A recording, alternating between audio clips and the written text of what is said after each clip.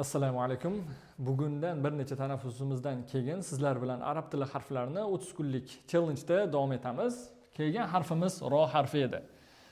Bugunchalik sizlarga bu harflarda chizig'imizni chizamiz. Undan keyingi darslarimizda aynan shu ko'rib turganingizdek chiziqlarni chiziq sifatida foydalanishimiz mumkin bo'ladi. Bugunchalik chizib turay.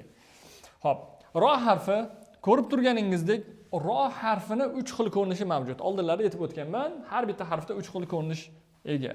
Bosh ko'rinishi, o'rta ko'rinishi va oxirgi ko'rinishi deylik. Shu shaklda bo'ladi va uchalasi ham ko'rib turganingizdek aynan bir xil ko'rinishga ega. Faqat farqi nimada? O'zidan oldinga qo'l berish xususiyati mavjud ro harfida. Xo'p. Bularni davom etamiz. Olamiz tepa qismimizga. Endi roning mahrajlariga kelamiz.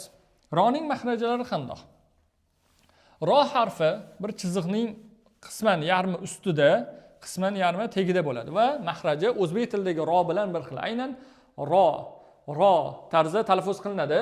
Harakati bo'lsa ro va dommali, ya'ni u shaklida bo'ladigan bo'lsa, unda ru tafhim holatda yo'g'on o'qiladi. Agarki ro harfi i bilan keladigan bo'lsa yoki bu harflardan oldingi harf i bo'ladigan bo'lsa va ro sukunli bo'ladigan bo'lsa, unda tarqiq bo'ladi. Ya'ni ri deb qalin aytmaysizlar-da, ri deb yumshoq talaffuz qilishinglar kerak bo'ladi. Ro, ru va ri tarzda. Bu keyingi etaplarimizda, keyingi darajalarimizda albatta o'rganib olamiz. Sizlarga bu bo'layotgan darslarning barchasi faqatgina yengilgina harflarni tushuntirib berish bo'lmoqda. Endi harflarni harakatlari bilan o'qib chiqamiz. O'zingizlar harakat qilasizlar. Ro, to'pa-to'g'ri. Nimaga ra emas? Savol bo'lgan bo'lishligi mumkin. Endi bundan buyog'iga 8 ta harfimiz, yo'g'on o'qiladigan harflarimiz, ya'ni istifola harflari, isti'ola harflari va istifola harflariga ajratilganligi uchun ba'zilar uni 7 ta, ba'zilar 8 ta deydi. Roni ham ichiga kirgizgan holatda 8 ta desak bo'ladi. Faqat shuni unutmang, ri holatida bo'lsa, r i bilan bo'ladigan bo'lsa, unda ingichka, ya'ni yumshoq talaffuz qilinadi, yo'g'on emas. Bulardan o'tgan safarda o'tganimiz xo edi. Misol uchun xo o bilan o'qilganida, mana ha emas, xo edi. Ro ham hech bir zamon ra holatda o'qilmaydi, ya'ni ro bo'ladi. Misol uchun Ramazon oyi kirib keldi deganimizda ro bilan ishlatamiz. Xo'p. O'zingiz o'qiysiz. To'g'ri, ri. Yana davom etamiz. Satr bilan ko'rdinglar, oddiy yozilish, faqat satrga tushadi.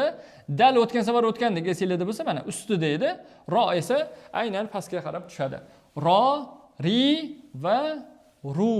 Aynan shu shakllarga oldingi darslarimizda tanvindan kelib chiqib, ikkita bo'ladigan bo'lsa, i n harfi qo'shiladi.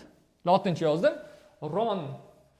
Agar tagida ikkita bo'ladigan bo'lsa, xuddi shu tarzda. Nima bo'ladi?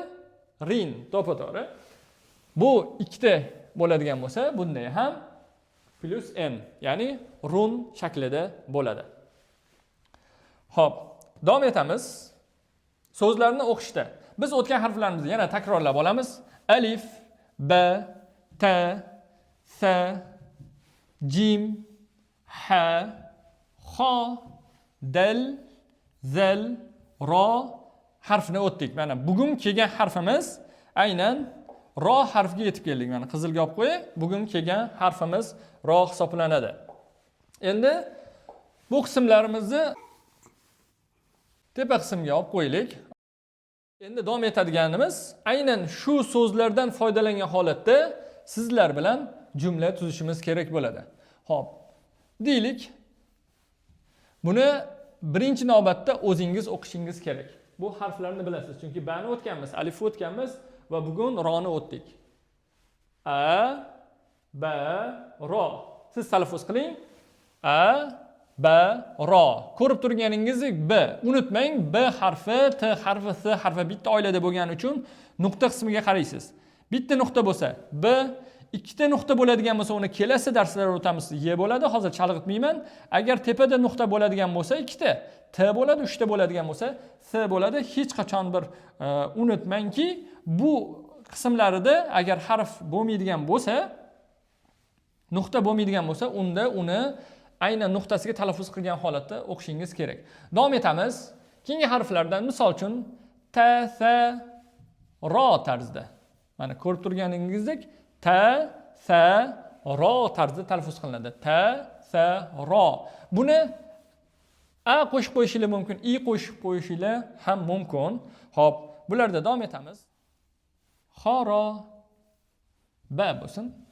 Xo, ro, ba. O'zingiz talaffuz qiling. Xo, ro, ba. Keyingi harflarimizda dala bilan ishlaylik. Da, za, ro. Ajoyib. Qo'shib yozildi. Bunda esa bironta harf qo'shilib yozilmadi. Chunki bular bitta oiladan lider harflar hisoblanganligi uchun bular hech bir zaman qo'shib yozilmaydi. Ajratib yoziladi. Qachon qo'shib yozilishimiz mumkin? To'g'ri topdingiz. Xo kabi boshqa harflar oilasiga kirganda qo'shib yozilishligi mumkin. Bu qisman holatdagi harflar bo'ldi. Albatta bir necha 30 talik harflarimizni yaxshi, yuzaki bo'lsa-da o'rganib chiqqanimizdan keyin sizlar bilan har bitta harfga to'liq holatda kitob bilan birga kirishni davom ettiramiz.